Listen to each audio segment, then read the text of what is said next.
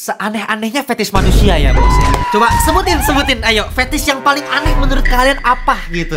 Fetish kaki, udah biasa, normal menurut gue. Bahkan sutradara favorit gue aja ya, Quentin Tarantino. Lu perhatiin setiap film yang dia buat pasti ada kaki. Siapa yang nendang titik? Itu udah pasti si Om Tarantino ini fetishnya fetish kaki. Sudah saya jamin fix 100% ya. Atau misalnya fetish terhadap lubang ya kan ada. Misalnya kayak Tag Knight di The Boys tuh, salah satu superhero yang kalau udah ngelihat bolongan gitu di jalan atau di pohon atau dimanapun, langsung semua hormon-hormon di dalam tubuhnya bergejolak, bersatu padu, bergotong royong. Hormon testosteron, progesteron, estrogen, dopamin, serotonin semua langsung menaik seketika ya. Lihat pohon langsung kayak.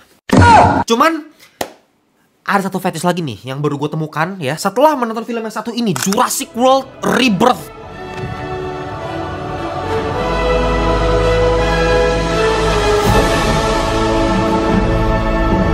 Ya, gue menemukan sutradara dari film ini alias si Gareth Edwards yang sebenarnya secara track record tuh filmnya bagus-bagus semua loh. Kalian cek aja, selalu bagus kalau dibikin film.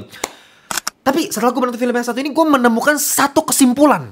Kayaknya ya, si Gareth Edwards ini punya fetish yang menurut gue lebih aneh lagi dari fetish tadi ya. Fetishnya apa bang? Fetishnya adalah melihat orang yang terkunci di dalam ruangan yang ada kaca transparannya.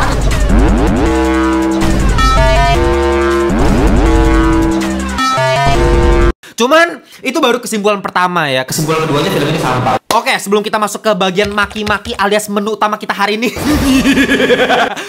kita akan masuk dulu ke bagian konteksnya untuk bisa mengerti lagi, memahami ini franchise itu apa gitu. Karena gue yakin bahan pertimbangan utama kalian sebelum nonton film ini adalah, bang, apakah saya harus menonton film-film Jurassic Park atau Jurassic World sebelumnya sebelum nonton film yang satu ini? Jawabannya lagi-lagi tidak perlu sama sekali sih. Masih sama kayak 28 Years Later kemarin gitu. Karena ya film yang satu ini memang secara timeline adalah film ke-7 setelah Jurassic Park 1, 2, 3 trilogi, baru Jurassic World 1, 2, 3 ya, alias 4, 5, 6 sebenarnya, dan ini film ke-7-nya. Memang secara cerita pasti ada korelasi ya dengan film sebelumnya karena memang di satu universe yang sama. Cuman lagi-lagi ini memulai sesuatu yang baru gitu. Karakter-karakternya baru semua, nggak ada dari karakter sebelumnya, ceritanya juga cerita baru. Jadi sangat-sangat ramah untuk audiens orang awam yang baru pertama kali nonton film Jurassic Park atau Jurassic World ini gitu. Kecuali ya misalnya lu kepo mampus seperti biasa nih, bang, gue kepo banget bang, kok bisa tiba-tiba ini manusia hidup berdampingan dengan dinosaurus, gimana ceritanya bang gitu, apa asal muasalnya bang? Lu boleh telusuri dari Jurassic World 2015 sih, saran gue kalau pengen tahu kenapa bisa hidup berdampingan gitu ya manusia dengan dinosaurus. Bahkan bisa ada Apatosaurus atau Brachiosaurus yang sakit di jalan terus jadi bikin macet. Anjing, gila nggak lu? Jalanan macet gara-gara dinosaurus lagi lumpuh kan, gila. Lu bingung, kok bisa begini? Lu kena culture shock. Nonton.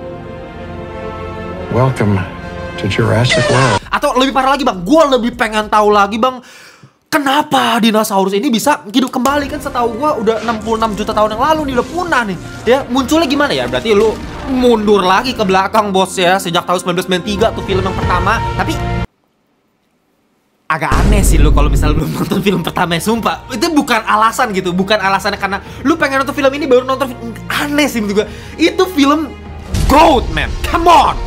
10/10 buat gue. Bahkan itu film terbaiknya Steven Spielberg yang menurut gue adalah sutradara terbaik sepanjang masa. Kenapa menurut gue Steven Spielberg adalah sutradara terbaik sepanjang masa?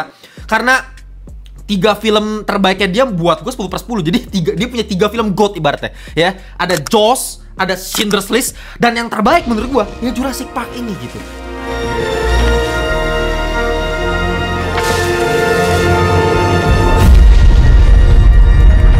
Bahkan buat kalian yang merupakan fans Blackpink in your area atau misalnya fans BTS lah, atau tiap malam kalian nonton Itaewon Class, Descent of the Sun atau Goblin, atau tiap hari kalian nongkrongnya di K3 Mart ya, kalian harus berterima kasih sama film Jurassic Park sih. Karena tanpa Jurassic Park saya jamin Korea itu hanya sekelas Taiwan lah. Ibaratnya mungkin jago di teknologi ya, mereka mungkin masih punya Samsung oke, ya otomotif oke, dia ada Hyundai, tapi secara pengaruh budaya tidak akan seluar biasa ini, dan negaranya tidak akan ada di level yang saat ini kalian lihat lah. Kenapa gue bisa bilang kayak begitu? Karena sebelum tahun 1990 Korea itu negara yang sangat-sangat tertutup. Tidak seperti yang kalian lihat sekarang ini gitu. Korea tuh apa-apa kalau misalnya ada film dari negara lain, dari negara barat, tuh pasti disensor abis-abisan dan gak boleh masuk bahkan gitu ya. Nah sejak 1993, Presiden Korea saat itu yaitu Kim Yong Sam terkejut-kejut ya, terpongkeng-pongkeng melihat kesuksesannya film Jurassic Park yang waktu itu rilis di Korea. Ya kalau nggak salah 1993, 1994 lupa gue. Tapi ketika film itu rilis di Korea dan Presiden Kim Yong Sam melihat keuntungannya film Jurassic Park ini setara dengan nilai ekspor mobil Hyundai selama 1 tahun penuh, lu bayangin anjing ya. Ya bisa dibilang ya sekitar 1,5 juta unit mobil Hyundai. Nilai ekspornya sama dengan satu film Hollywood, yaitu film Jurassic Park. Dari situlah si Presiden Kim Yong Sam ini melihat prospek dari sektor kebudayaan ini sepertinya jauh lebih mencuankan ini daripada otomotif, teknologi dan sebagainya. Dari titik itulah si Presiden Kim Yong Sam mulai investasi besar-besaran di sektor kebudayaan gitu, sehingga ya seperti yang kalian lihat sekarang. And the Oscar goes to Parasite. Dikit-dikit guncana, dikit-dikit sibal. Baru buka HP bentar, scroll bentar, tiba-tiba langsung ketemu orang kayak. Ya tapi kalian paham lah ya sama poin yang gue pengen sampaikan, kalau misalnya film Jurassic Park itu serevolusioner dan seinfluensional itu gitu. Cuman memang sayangnya setelah film pertama Jurassic Park 1993 itu luar biasa, legend menurut gue, GOAT ya. Film kedua The Lost World menurut gue masih bagus sebenarnya karena sutradaranya juga masih Steven Spielberg ya, 1997. Tapi film ketiganya, nah ini dia udah mulai menurut gue mulai kurang. Terus film keempat keluar judul baru Jurassic World jadi nomor 1.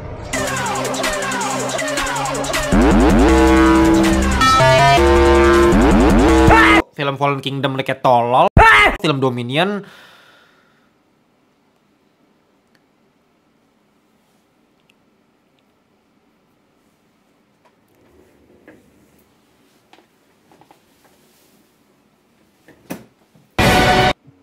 intinya kagak ada yang bener dah pokoknya filmnya setelah itu anjing ya. Tapi ini sebenarnya adalah satu-satunya momen yang bisa menjadi titik balik ya, momen kebangkitan of Jurassic World Universe. Kenapa? Karena sutradaranya adalah Gareth Edwards. Wah, tidak gua tahu sutradara Gareth Edwards ya anjing. Sebagai fans Star Wars Rogue One, let's go baby.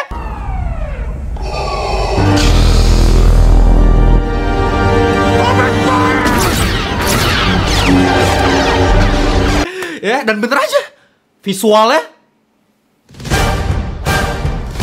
Lu kalau udah Gareth Edwards ya sutradaranya, ya udah lu lihat ya track record film-film sebelumnya kayak apa visualnya anjing. The Creator tai babi lah, dia nggak menang Oscar visual effect anjing. Dan di film ini ya saking niatnya si Gareth Edwards, dia pakai film bos. Di era sekarang mungkin action kebanyakan udah pakai kamera digital, dia balik pakai film lagi.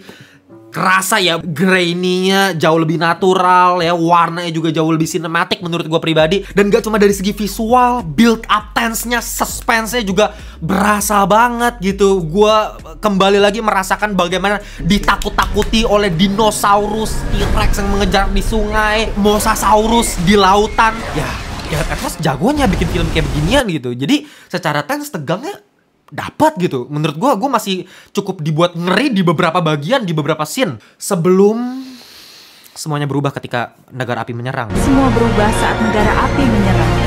Enggak, bukan. Maksud gue sebelum perahu karet terkuat di dunia muncul.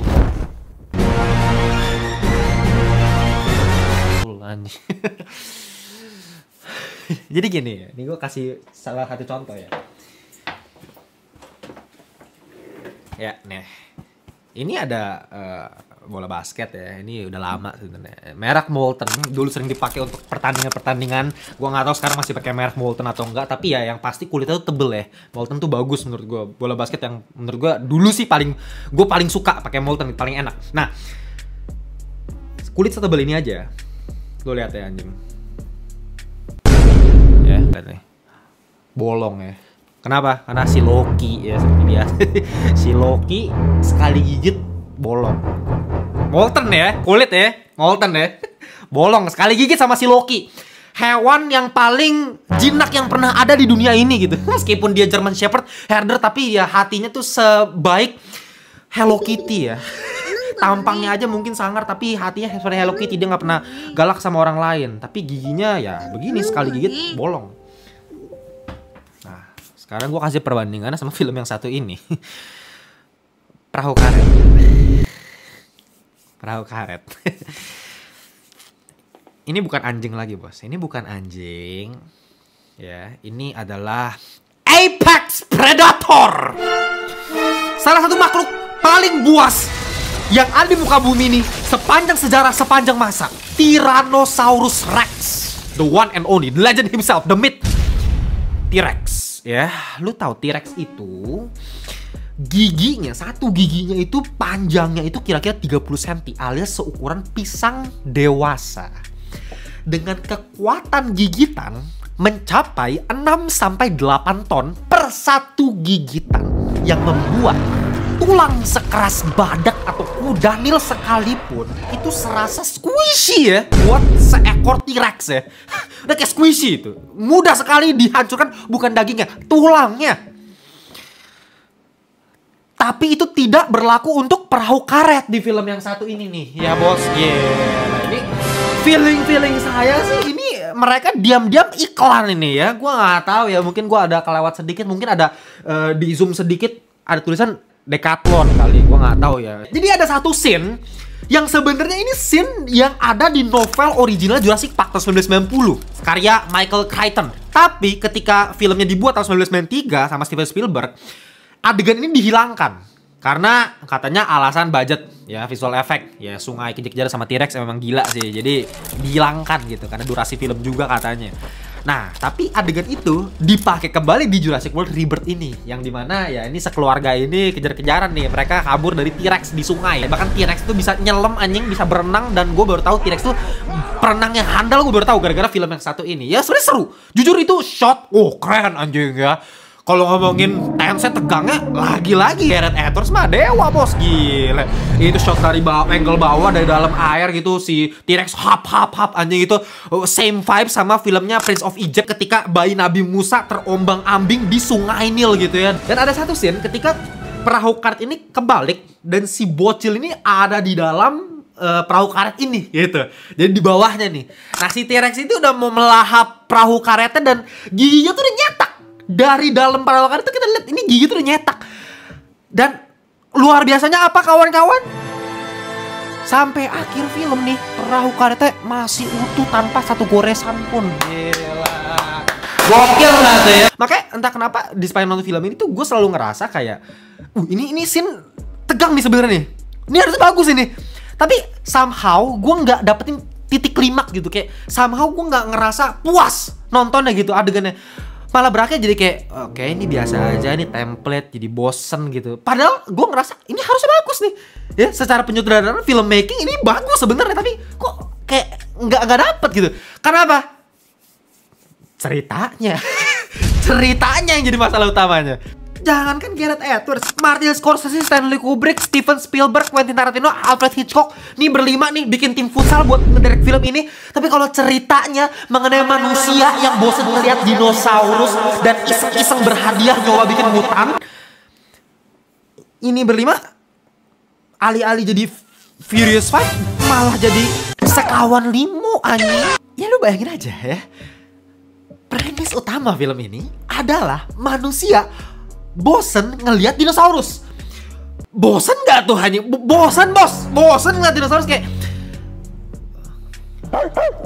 Manusia kan hidup berapa ya? Udah ribuan tahun hidup bareng anjing aja agak pernah bosen ngeliat anjing gitu.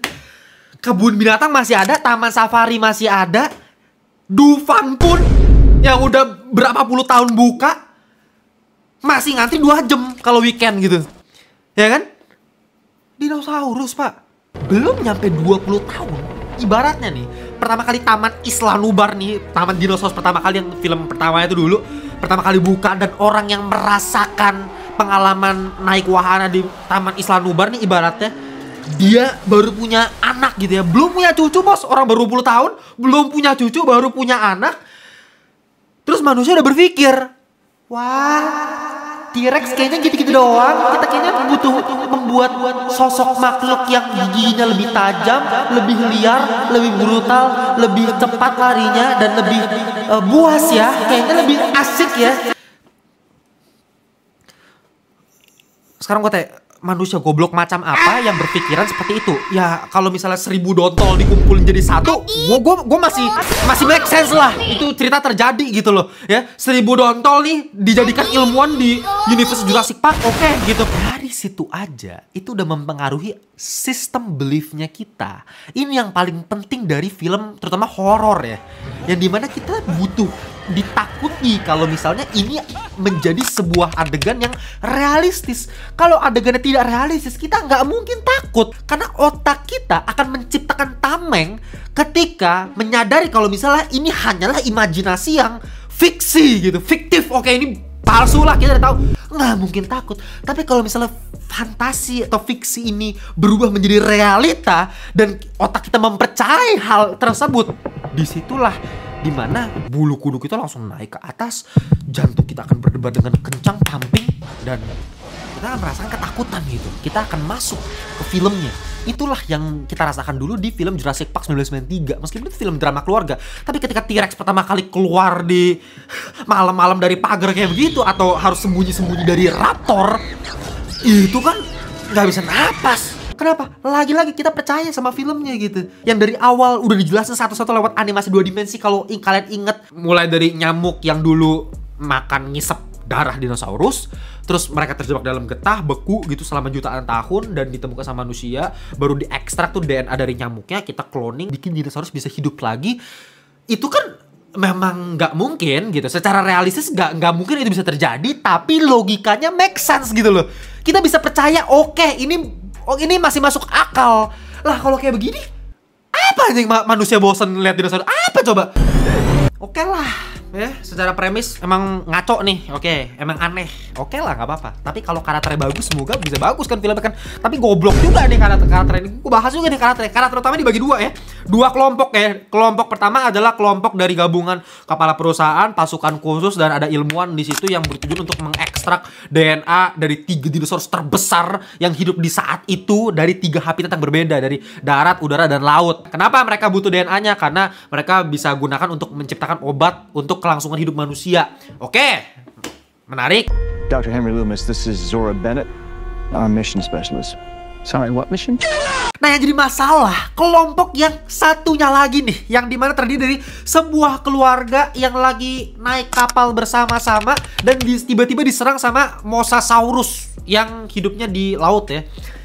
Nah, kenapa gue bilang yang jadi masalah kelompok yang satu ini? Kenapa? Karena menurut gue ini nggak ada gunanya sama sekali. Kelompok yang satu ini forgettable, sangat mudah dilupakan. Gue nggak inget namanya siapa. Cuman satu yang gue inget, yaitu si Xavier. Apakah karena si Xavier ini adalah karakter yang paling penting, yang punya penulisan karakter yang paling bagus? Justru sebaliknya, yang paling goblok, yang paling tolol penulisannya. Gue nggak ngerti sama sekali ini Xavier ini buat apa ada di sini. Lu bayangin ya, dari awal film karakter Xavier ini tuh diplot sebagai karakter yang annoying, yang ngeselin, yang memang kelakuannya kayak bocah biadab jahanam keturunan Dakjal nih, bocah nih gitu, kayak bener-bener ngeselin banget. Dan gue yakin ini karakter yang diplot biar penonton jadi kesel sama karakternya gitu, karena dari awal disuruh bantuin apa nggak mau gitu. Memang kelakuannya bener-bener kayak manusia primitif ya, Pithecanthropus erectus lah ya nih, si Xavier ini gitu. Apakah jadi masalah? Sebenarnya nggak masalah juga. Setiap film juga banyak kok yang punya karakter yang annoying, yang ngeselin. Memang tujuannya itu gitu, untuk mengacak, untuk mengaduk perasaan emosi penonton gitu, emosional penonton. Jadi ada dinamika di antara karakter ke karakter, dan itu menarik sebenarnya kalau misalnya memang diplot seperti itu. Dan suatu ketika si pacar Xavier ini jatuh ke laut gitu, dari kapal jatuh dia, dan tanpa pikir panjang si Xavier tuh langsung nyelamatin. Beberapa menit setelahnya bapaknya langsung, "Saya respect sama kamu nak, kamu tidak seperti yang saya kira ternyata ya." Kan aneh sih betul. Kita tidak mendapatkan perubahan karakter dari si Xavier. Nggak ada penulisan apa-apa lagi, nggak ada perkembangan karakter, nggak ada development karakter. Sampai di situ saja cerita si Xavier gitu, yang dimana dia adalah bocah malas-malasan, nyelamatin pacarnya, dan dipuji sama bapaknya. Selesai. Apa yang mau kita pelajari dari Xavier anjing? Ya udah yang penting kita malas-malasan, hahi, disuruh sama mertua nggak usah ikutin gitu ya, bodo amat, bullshit lah sana. Pokoknya kita selamatin anaknya, selesai. Udah penulisannya hancur, actingnya juga hancur semua. Villainnya juga yang ya sebenarnya si kepala perusahaan yang notabene villain yang ya manusia egois yang template, literally kayak gua nggak perlu spoiler juga kan juga udah bisa nebak gitu ceritanya, kita ya villain template yang udah basi lah menurut gua, nggak ada background story juga, nggak ada latar belakang dia sebagai perusahaan kenapa dia pengen duit dan sebagainya, maksudnya nggak ada itu gitu, kayak bener-bener cuman oke, kita perlu DNA ini supaya kita dapetin duit, selesai gitu. Terus ya oke lah ada latar belakang dari Scarlett Johansson misalnya, dia cerita sama si Mahershala Ali gitu kan, dia cerita masa lalunya dulu pacar atau suaminya gue lupa ya yang kena bom di mobil diceritain. Oke, sedih. Gue juga nggak sedih gitu, gue nggak bisa ikut prihatin sama karakter Scarlett Johansson karena ya gue peduli siapa gue sama siapa pacar suaminya itu yang meledak di mobil, dan itu tidak berubah karakternya si Scarlett Johansson juga. Di akhir tiba-tiba dia bisa berubah pikiran. Dari yang awalnya mau dapetin duit sebanyak-banyaknya dari misi tersebut, terus tiba-tiba di akhir, oke, gue bodo amat sama duit, kita kasih untuk seluruh umat manusia aja, biar semua manusia bisa hidup tentram gitu. Apa korelasinya dengan masa lalunya? Itu kan sebenarnya punya potensi untuk dibikin korelasi. Apakah karena memang dia jadi peduli sama umat manusia karena suaminya, mungkin karena suami dulu sakit keras dan gak bisa disembuhin, gak ada obatnya. Itu kan jadi ada korelasi. Kalau latar belakang suaminya seperti itu gitu, yang dimana suaminya udah sakit keras dan gak punya obat, dan DNA dinosaurus ini memungkinkan untuk manusia lain bisa terselamatkan gitu. Lah, lu kalau mau buat cerita kayak begitu gitu loh, biar ada korelasi. Oke, gua ngerti sih Scarlett Johansson kenapa berubah di akhir. Lah kalau film ini apa? Suaminya meledak di mobil, tiba-tiba dia berubah pikiran. Oke. Gue gak peduli sama duit sekarang, pokoknya gue pengen kasih obat ini buat semua manusia. Hah? Terus ada juga tuh ya satu karakter cerita berkorban. Wah, gila kan, berkorban buat kepentingan yang lain gitu kan. Memang dari awal juga kelihatan nih karakter memang sangat-sangat empatik gitu kan sama manusia lain gitu. Oke, dia pengen nyelamatin manusia lain. Oke, memang dia berkorban, bagus gitu. Terakhir masih hidup anjing. How? I don't know. Masih hidup dan kita nggak tahu kenapa bisa masih hidup. Literally itu harusnya lagi-lagi logikanya dari mana gitu. Itu harusnya mati. Lu makanya nonton aja ceritanya, dan gue yakin lu kira logika sesampah apapun lu pasti kira tuh orang mati. Dan gak dikasih kenapa dia bisa masih hidup di bagian akhir gitu, kayak entah diselamatin sama malaikat zaman Nabi Daniel gitu kan. Dia singa dibutakan, jadi dinosaurus dibutakan gitu seketika. Gue nggak tahu juga sih, bisa jadi kayak begitu. Ya mungkin director's cut nanti buat lah Jurassic World Rebirth lah. Ya intinya kesimpulannya adalah ini film template basi dan ceritanya nggak masuk akal, nggak ada logika yang berjalan sama sekali, dari awal juga udah nggak jelas. Cuman ngadain visual dan di-carry sama Gareth Edwards sebagai sutradara. Udah sebagai horornya tensinya oke lah, beberapa dinosaurus bagus, visual effect juga emang bagus gitu, sinematografi bagus, oke, musik juga bagus. Tapi kalau cerita kayak begini goblok ya. Oke, final score yang bisa gue kasih adalah 5,7/10 alias sampah, mampus, Mamma Mia, Lezato ya. Jadi gue udah angkat tangan sama franchise saat ini, udahlah gak usah dibuat lagi dah.